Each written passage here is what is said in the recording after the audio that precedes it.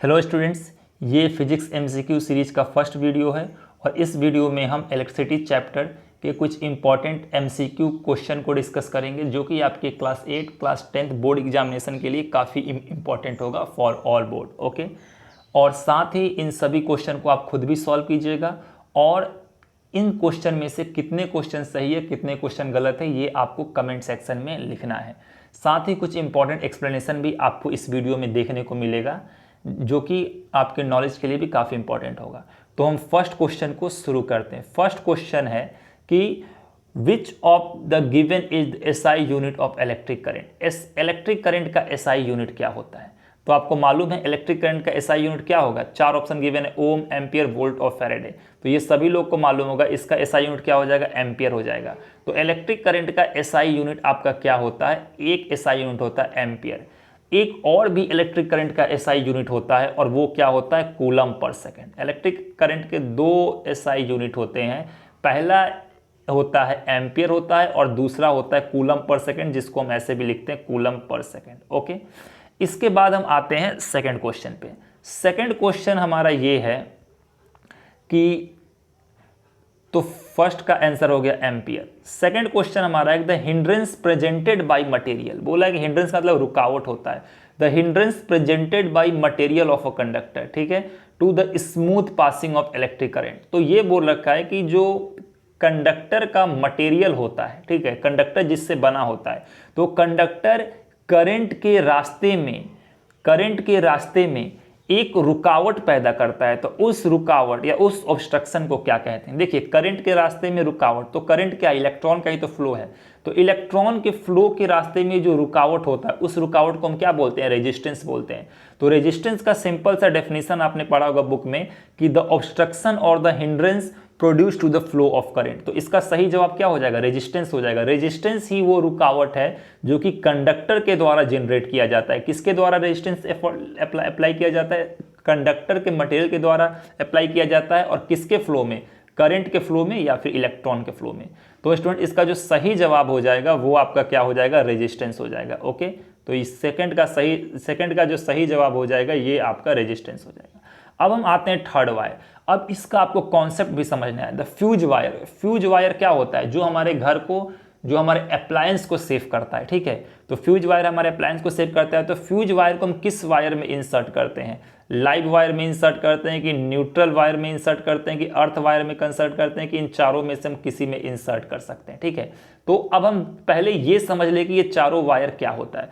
तो fuse wire का जिसका जो सही जवाब हो जाएगा, फ्यूज वायर को हम लाइव वायर में इंसर्ट करते हैं। लेकिन अब मैं इसका आपको कॉन्सेप्ट बता दे रहा हूं।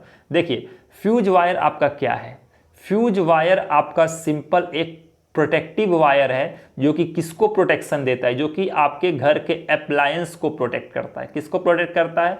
आपके घर के अप्लायंस को प्रोटेक्ट करता है। और किससे प्रोटेक्ट करता है? हाई करंट से। मतलब अगर कभी बहुत ज़्यादा वोल्टेज आ गया तो बहुत ज़्यादा करंट फ्लो करने लगेगा और जिससे अप्लायंस डैमेज हो सकता है। तो उसी को एक डिवाइस है जो कि अप्लायंस को उस हाई करंट से बचाता है। किस तरीके से? सर्किट को ओपन करके, सर्किट को ब्रेक करके। और उस डिवाइस को हम क्या कहते हैं? उस डिवाइस को स्टूडेंट हम कहते हैं फ्यूज कहते हैं। अब फ्यूज को हम किस वायर में कनेक्ट करते हैं, जरा सा हम इस चीज को देखें, ध्यान से देखिएगा। हमारे घर में 3 तरीके के वायर आते हैं। बाहर से 2 वायर आता है। पहला वायर होता है आपका लाइव वायर होता है और दूसरा वायर होता है न्यूट्रल वायर होता है।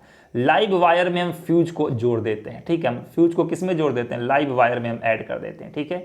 और उसके बाद हम फिर क्या करते हैं कि अप्लायंस में हम कनेक्ट करते हैं। सपोज कीजिए कि ये जहां मैंने ए लिखा है ये अप्लायंस है, ठीक है। तो हमने क्या किया कि ये हमारा जो स्ट्रेट बना है ये हमारा अप्लायंस है जो आपका डार्क रेड है, ठीक है।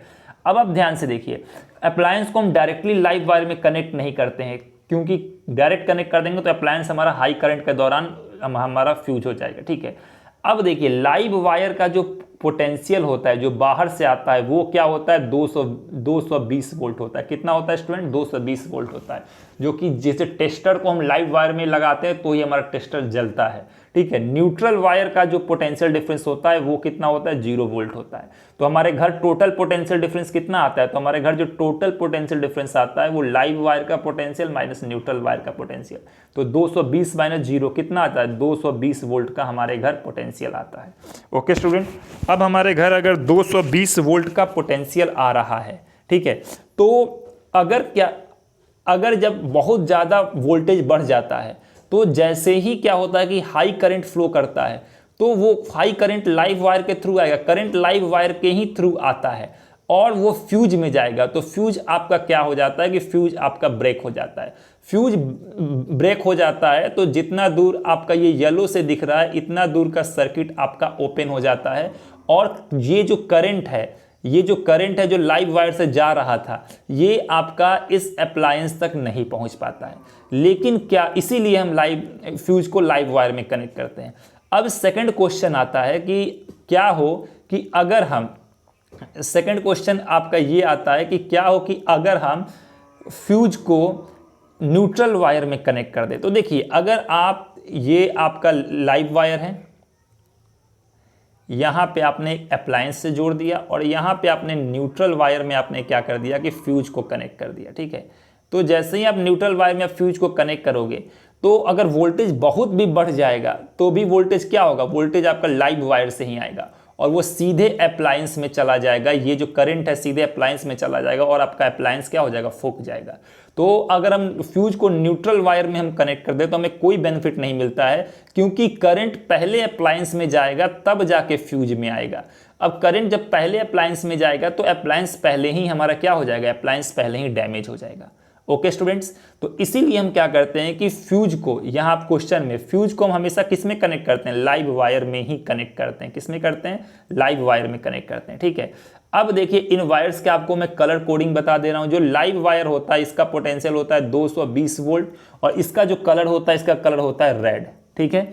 ओके स्टूडेंट्स, इसके बाद जो न्यूट्रल वायर होता है इसका कलर बुक में वेरी कि ये आपका 0 वोल्ट का होता है और इसका कलर होता है ब्लैक होता है। और जो अर्थ वायर होता है जो हमें शॉक से बचाता है, ध्यान रखिएगा, इलेक्ट्रिक शॉक से बचाता है, और इसका जो कलर होता है ग्रीन होता है और इसको हम अर्थ में जोड़ते हैं, ग्राउंड में जोड़ते हैं। ओके, तो ये हमारा कंप्लीट कॉन्सेप्ट रहा लाइव वायर, न्यूट्रल वायर और अर्थ वायर के बारे में। ओके, अब हम क्या कर रहे हैं कि इसको थोड़ा सा हम मिटा दें।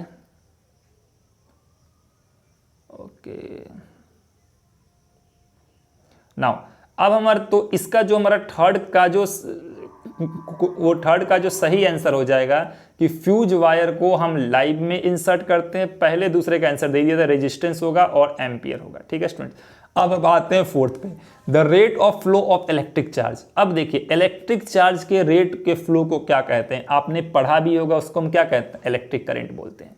अच्छा, इसको अगर मैथमेटिकल फॉर्म में लिखना चाहे तो कैसे लिखेंगे, किसके हम रेट ऑफ फ्लो के बारे में बोल रहे हैं, तो हम इलेक्ट्रिक करंट के रेट ऑफ फ्लो के बारे में बोल रहे हैं। सॉरी, हम इलेक्ट्रिक चार्ज के फ्लो के बारे में बोल रहे हैं। किसके फ्लो में, हम चार्ज के फ्लो के बारे में बोल रहे हैं, rate of flow of electric charge. तो जब भी रेट लगेगा, जब भी यहाँ आपको रेट दिखाई दे तो समझिएगा नीचे टाइम है और किसका रेट है, इलेक्ट्रिक चार्ज का रेट है।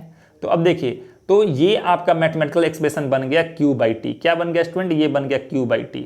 अब ये बताइए Q/T किसका होता है, चार्ज अपॉन टाइम तो आपका करंट का होता है, तो इसका सही जवाब क्या हो जाएगा, इलेक्ट्रिक करंट हो जाएगा। ओके स्टूडेंट्स, अब हम आते हैं इसके बाद नेक्स्ट क्वेश्चन पे, the instrument used for measuring electric current. कौन सा ऐसा इंस्ट्रूमेंट है जो कि इलेक्ट्रिक करंट को मेजर करता है, तो इसका सही जवाब हो जाएगा स्टूडेंट एमीटर, ठीक है। इसका जो सही जवाब हो जाएगा एमीटर हो जाएगा, ठीक है। गैल्वेनोमीटर भी, इसका सही जवाब गैल्वेनोमीटर भी हो सकता है, लेकिन अगर आपको सिंगल ऑप्शन मार्क करने के लिए आए तो आप क्या मार्क करोगे, एमीटर, ठीक है। गैल्वेनोमीटर क्या करता है, गैल्वेनोमीटर आपके करंट के स्ट्रेंथ को और डायरेक्शन को दोनों बताता है।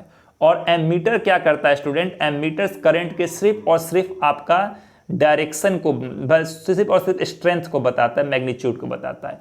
अब यहां से आप लोग के लिए एक क्वेश्चन है, सभी लोग को कमेंट में बताना है, एमीटर का रेजिस्टेंस कैसा होता है, हाई होता है कि लो होता है, ये आप लोग को बताना है कि एमीटर का रेजिस्टेंस कैसे होता है और एमीटर को हम किस तरीके से हम कनेक्ट करते हैं, एमीटर को हम किस तरीके से कनेक्ट करते हैं। तो आप लोग के लिए दो क्वेश्चन है। फर्स्ट क्वेश्चन कि एमीटर का आपको क्या बताना है, कि आपको एमीटर का रेजिस्टेंस बताना है कि रेजिस्टेंस लो है कि हाई है, और सेकंड एमीटर को हम कैसे कनेक्ट करते हैं, सीरीज में कनेक्ट करते हैं कि पैरेलल में कनेक्ट करते हैं। तो the instrument use for measuring electric current, अगर सिंगल ऑप्शन है तो एमीटर हो जाएगा। इसके बाद है कि the amount of work done in joule, तो आपको when 1 unit charge flow from one point two the another point in the electric circuit. Simple सा बोल रखा है यहां पर कि जब एक यूनिट इलेक्ट्रिक चार्ज फ्लो कर रहा है, क्या फ्लो कर रहा है, जब एक यूनिट आपका इलेक्ट्रिक चार्ज फ्लो कर रहा है, ठीक है, from one point two another point in the electric circuit. तो देखिए आपसे क्या पूछा है कि the amount of work done, ठीक है, कितना वर्क डन होगा जब एक यूनिट इलेक्ट्रिक चार्ज फ्लो करेगा from one point two another point. तो आपको मालूम है कि एक पॉइंट अगर हम ए ले लें, एक पॉइंट बी ले लें, इन दोनों के बीच में अगर हम 1 + 1 यूनिट कूलम्ब चार्ज को फ्लो कराते हैं, यूनिट पॉजिटिव चार्ज को फ्लो कराते हैं, तो जो वर्क डन होता है उसको हम क्या बोलते हैं, उस वर्क डन को हम बोलते हैं पोटेंशियल डिफरेंस बोलते हैं। तो स्टूडेंट्स इसका जो सही जवाब हो जाएगा वो आपका हो जाएगा पोटेंशियल डिफरेंस, ठीक है। तो इसका जो सही जवाब हो जाएगा वो हो जाएगा पोटेंशियल डिफरेंस, और यहाँ पे गिवन भी है पोटेंशियल डिफरेंस। तो हम उस वर्क डन को हम क्या बोलते हैं, उस वर्क डन को हम बोलते हैं पोटेंशियल डिफरेंस। ओके स्टूडेंट, उस वर्क डन को हम क्या बोलेंगे, वर्क डन को हम बोल देंगे पोटेंशियल डिफरेंस। उसके बाद बोला the unit of potential difference, तो पहला यूनिट हो जाएगा इसका वोल्ट हो जाएगा। लेकिन पोटेंशियल डिफरेंस का एक और यूनिट होता है। पोटेंशियल डिफरेंस का जो आपको फॉर्मूला होता है, इस चीज़ को मैं आप लोगों को बता दे रहा हूँ। जो पोटेंशियल डिफरेंस का जो फॉर्मूला होता है वो होता है आपका potential difference equal to electric current, और सॉरी यहाँ पे पोटेंशियल डिफरेंस का जो फॉर्मूला होता है वो आपका होता है वर्क डन अपॉन आपका चार्ज होता है, ठीक है। तो इसका जो वर्क डन का यूनिट हो जाएगा जूल, और चार्ज का यूनिट हो जाएगा कूलम्ब, ठीक है। तो इसका एक और एसआई यूनिट हो जाएगा जूल पर कूलम्ब। थर्ड अगर हम एसआई यूनिट इसका निकालना चाहे तो ये पोटेंशियल डिफरेंस जो होता है वो होता है आई आर होता है। तो आई का यूनिट हमारा क्या हो जाएगा, एम्पियर हो जाएगा, और रेजिस्टेंस का यूनिट हमारा ओम हो जाएगा। तो इसके 3 एसआई यूनिट हो जाएंगे, एम्पियर इंटू ओम, जूल पर कूलम्ब, और थर्ड जो आप बुक में सबसे ज़्यादा गिवन होता है वो होता है वोल्ट होता है, ठीक है। अब इसके बाद आपसे पूछा है नेक्स्ट, ठीक है। नेक्स्ट क्वेश्चन के लिए हम एक पेज इंसर्ट कर ले पहले। ओके, अब देखिए इसके बाद हमसे पूछा हुआ है नेक्स्ट क्वेश्चन। हम पढ़ते हैं नेक्स्ट क्वेश्चन को। The relation between potential difference and the electric current. Electric current और पोटेंशियल डिफरेंस का रिलेशन क्या होता है। तो हमने सिंपल सा पढ़ा है कि ओम्स लॉ हमें क्या करता है, रिलेशन देता है electric current and potential difference, और वो रिलेशन क्या होता है, V is directly proportional to I। ये अल्फा का साइन है, ये डायरेक्टली प्रोपोर्शनल टू I है, तो इसका जो सही ऑप्शन हो जाएगा ये हो जाएगा D हो जाएगा। ओके स्टूडेंट्स, इसके बाद हमारा क्या होता है, यही हमारा रिलेशन कहलाता है ओम्स लॉ। इसके बाद यहाँ पे नेक्स्ट क्वेश्चन है कि द रिलेशन बिटवीन, अगला क्वेश्चन में द रिलेशन बिटवीन, देखिए यहाँ पे क्या कर, the relation between potential difference and electric current वो डिस्कवर्ड बाय। तो यहाँ पे सिंपल यही बोल रखा है कि करंट और पोटेंशियल डिफरेंस के बीच का रिलेशन किसने डिस्कवर किया था। तो ये तो ओम्स लॉ था, तो डिस्कवर किया गया था ओम्स के द्वारा। तो इसका सही जवाब क्या हो जाएगा, सही जवाब इसका ओम्स हो जाएगा, ठीक है। उसके बाद है कि the obstruction offer by the material of conductor. ये अभी हमने क्वेश्चन को सेम स्टडी किया था। The obstruction offer by the material of the conductor to the passage of electric current. तो हम इलेक्ट्रिक करंट के पैसेज को जो ऑब्स्ट्रक्शन आता है, रुकावट आता है, उसको हम स्टूडेंट क्या बोलते हैं, उसको हम बोल देते हैं रेजिस्टेंस बोल देते हैं। ओके, उसके बाद आपका ये लास्ट क्वेश्चन है आज का, the SI unit of resistance. Resistance का एसआई यूनिट क्या होता है। तो इसके 2 एसआई यूनिट हो सकते हैं। जो पहला जो एसआई यूनिट होता है वो होता है ओम्स होता है, तो इसका जो एसआई यूनिट हो जाएगा वो ओम्स हो जाएगा। सेकंड जो रेजिस्टेंस का जो फॉर्मूला होता है वो स्टूडेंट होता है V/I। तो इसका जो सेकंड एसआई यूनिट हो जाएगा वो हो जाएगा वोल्ट/एम्पियर हो जाएगा, ठीक है स्टूडेंट। तो इस वीडियो में इतना ही, बाकी के क्वेश्चन हम नेक्स्ट वीडियो में सॉल्व करेंगे। अभी आप लोग बस इतना इस सभी क्वेश्चन को सॉल्व कीजिएगा, और आपको कमेंट सेक्शन में ये लिखना है कि कितने क्वेश्चन आपने खुद से किए हैं out of 11। Okay, take care, good bye.